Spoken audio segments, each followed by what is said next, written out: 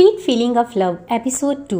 Seoul का मौसम अचानक बदल गया था। सुबह की धूप के बाद अब आसमान पर बादल छा गए थे।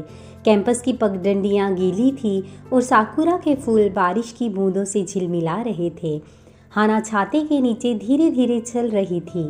तभी पीछे से एक आवाज आई, रुको हाना। वह मुड़ी। जुन दौड़ता हुआ आ रहा था, पूरी तरह भीगा हुआ। उसके बालों से पानी टपक रहा था, पर चेहरे पर वही मुस्कान थी। वह हंसते हुए बोला, मैंने कहा था ना, कभी बारिश में साकुरा देखना, बहुत खूबसूरत लगता है। हाना ने हल्के से मुस्कुराते हुए कहा, खूबसूरत तो है, लेकिन तुम पूरी तरह भीग गए हो। जुन ने कंधे उचका दिए, कोई बात नहीं, वैसे भी आज तुम्हें ढूंढना था। मुझे?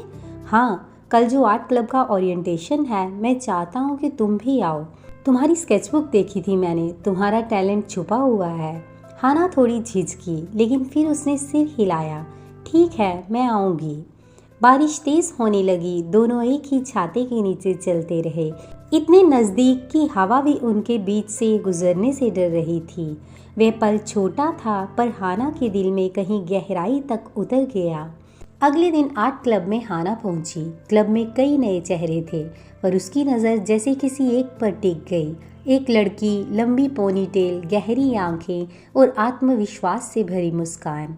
हाय, मैं यूना ली हूँ, उसने कहा। जुन की पुरानी फ्रेंड। हाना ने हाथ मिलाया, लेकिन उसके दिल में हल्की सी बेचैनी उठी। यूना हर बात में जुन के करीब थी। वह हंसते थे, पुरानी यादें साझा करते थे और एक दूसरे की आंखों में कोई अजीब सी समझदारी झलकती थी।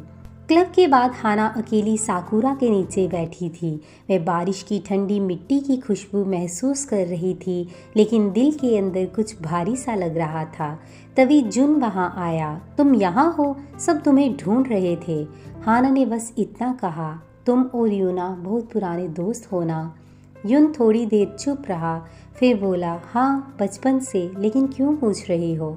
हाना मुस्कुराई, बस ऐसे ही, शायद बारिश में पुरानी बातें दिल के पास आ जाती हैं। जुन ने उसकी आंखों में देखा, जैसे कुछ कहना चाहता हो पर कह ना पाया। हवा में साकुरा की पंखुड़ियाँ फिर उड़ने लगी। बारिश थम चुकी थी, पर हाना के दिल में सवालों की एक नई बारिश शुरू हो गई थी।